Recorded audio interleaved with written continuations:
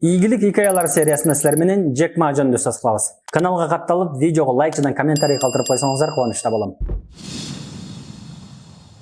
Электрондук коммерциянын гиганттарынан Alibaba'нын негиздөөчүсү Джек Маның өмүр таржымалы чындыгында көптөгөн ийгиликсиздиктерге, бул ийгиликсиздиктердин ичинен чүмкөлгөн ийгиликтерге бай. Жашоодо ийгиликке жетүүнү көздөгөндөр, баштаган ишин өжөрлүк менен аягына чыгарууну каалагандар бул ишкердин жашоосу менен таанышып чыкса, сөзсүз пайдасы тиет деген ойдомун. 1964-жылы Ханчжоу провинциясына төрөлгөн Джек Маның өз аты Ма Юн. Жаштайынан англис тилин үйрөнүүгө аябай кызыкчу. 9 жашында англисче практика кылуу үчүн күн сайын эртең менен саат 5-те туруп, шаардын туристтер көп жашаган мейманканасына барып, келген туристтерге акысыз гид болуп кызмат көрсөтчү. Ошентип 9 жыл бою бекер гид болуп иштеди. Дал ушул жердеги кей бир туристтерге Ма Юн деген ат кыйын болгон үчүн Джек Ма деп өзүнө лакап ат тандады. Джек Маның өмүр таржымалын карап көрсөк, өзгөчө баштапкы жылдарда бул кишини кудум эле ийгиликсиздик курчап алгандай. Кудум эле Джек Маның экинчи аты ийгиликсиздик болуп калгандай. Башталгыч мектепке кирип жатканда 2 жыл сынактан өтпөй калды. Орто мектепке баштап жатканда болсо 3 жолу сынактардан өтпөй калды. Ооба, Кытайда мектепке кирүү үчүн да сынак болот. Мектепти бүтүрүп университетке тапшырып жатканда да 3 жыл удаа тапшырып, 3-жыл гана университетке араң өттү. Болгондо да өзү жашаган жердеги эң начар университетке өттү. Учуру келди, Гарвард университетине 10 жолу тапшырып, 10-жолкусунда гана араң өттү. Бирок булардын баарында Джек Браттын өжөрлүгү жана койгон максатына жетүүдөгү чечкиндүүлүгү чоң роль ойноду. Университетти бүтүргөндөн кийин деле Джек Маның жашоосундагы чоң чорная полоса бүтүп калган жок. 30 жолу жумушка кирүүгө аракет кылды, бирок 30 жолу отказ алды.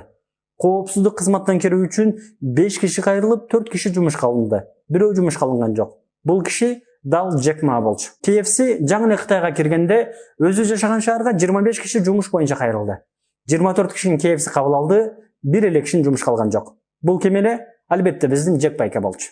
Ошончо ийгиликсиздиктен кийин мектепке окуп жүргөндө таанышкан кызы менен үйлөнгөн Джек Ма мугалим болуп жумушка баштады. Джек Ма да мугалим болуп тур, Бакальчук да мугалим болчу экен, эмне мугалим болсокпу я. Кыскасы, мына дал ушул жерде Джек Маның жашоосун өзгөрткөн бир окуя болот. Бул окуя 1995-жылы Джек Маның Америкага котормочу болуп иш сапарына барып калуусу болчу. Америкада досу Джек Мага интернетти көрсөттү. Биринчи жолу интернетти көргөн Джек Ма, чынын айтыш керек болсо, баштап интернеттин эмне экенин толук түшүнгөн деле жок. Бирок поисковиктен пивода биздеген Джек интернет булактарында Кытайдагы пиволор жөнүндө такыр маалымат жок экендигин байкады. Баштап котормочулук менен байланыштуу бир сайт жасайт. Биз айтканда бул стартап ийгиликтүү болгон жок. Бирок дал ушул жерде Ма интернет жаатына иш алып барууну туура көрдү. Анткени котормочулук жаатындагы сайтты жасап жатып, интернеттин келечекте канчалык чоң потенциалы бар экендигин байкады. Кайра Кытайга кайтып келип, 1999-жылы Alibaba'ны түптөдү. Alibaba'нын аталышы кадимки эле Alibaba жана 40 каракчылар жомогунан алынган ат эле. Бул аталыш да Америка саякаты учурунда Маанын оюна келди.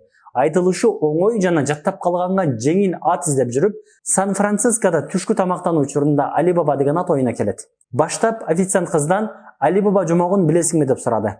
Ооба, билем деген жооп алгандан кийин көчөдө бир канча адамдан да ошол эле суроону сурады жана баарынан ооба билем деген жооп алды. Ошентип Alibaba деген атка токтолду. Анда Alibaba эмне? Alibaba Кытайдагы 10 миңдеген өндүрүшчүлөр менен дүйнөнүн булуң бурчундагы Кытайдагы заводдордон товар өндүргүсү келгендердин ортосунда көпүрө болуп бере турган платформа. Ооба, азыр дүйнөнүн эң чоң виртуалдык онлайн офиси, дүйнөлүк деңгээлде соода жүргөн интернет сайт. Бирок ал учурда мындай платформа такыр болбогон үчүн Джек Маның идеясын эч ким колдобойт жана эч ким инвестор болуп берүүгө макул болбойт.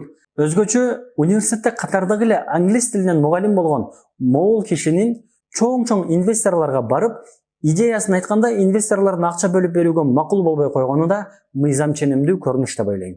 Сөздүн тоготер жери, баштап Маның идеясына эч ким ишенбейт.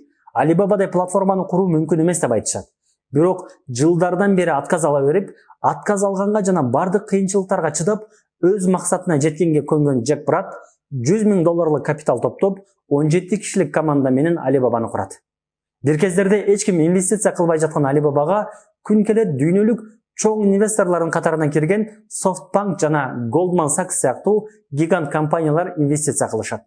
Alibaba дүйнөнүн 4 тарабындагы 100 миңдеген ишкерлердин жана Кытайдагы 10 миңдеген заводдордун көйгөйүн чечип берген сайт эле. 100 миңдеген ишкерлер Кытайга келип заводдорду кыдырып, өздөрү каалаган товарды өндүргөнгө шарты жок. Кытайдагы 10 миңдеген заводдордун ээлери дүйнөдөгү 100 миңдеген ишкерлер менен байланышканга платформасы жок. Бул жерден да көрүнүп тургандай, бардык товар, продуктылардын жана кызматтардын астындагы негизги изюминка бул коомчулуктун кайсы бир катмарындагы адамдардын кайсы бир көйгөйүн чечип берүү. Идея жаңы бир идеяны, бизнес жаңы бир бизнесте жаратат дегендей, Alibaba курулушу курулду, бирок бул жерде төлөм жүргүзүү системасы жок эле. Башка өлкөдө турган ишкерлер Кытайдагы заводдорго акча которуу көйгөйү пайда болду. Ошентип ортого Alipay чыкты. Кызыгы бул идеяны Джек Ма жаңы сунуштаганда, Alibaba'дай болуп эле элдин баары болбогон кеп кантип ушундай нерсе болсун деп айтышкан.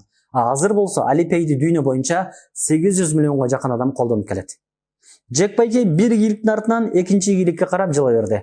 Кудум эле көп жылдар бою биринин артынан бири келген ийгиликсиздиктердин өчүн алып жаткандай эле. Ошентип 2003 жылы ал кездерде Кытайдын рыногунда конкуренти жоктой сезилген eBay'ге альтернатива катары Taobao'ну ачты.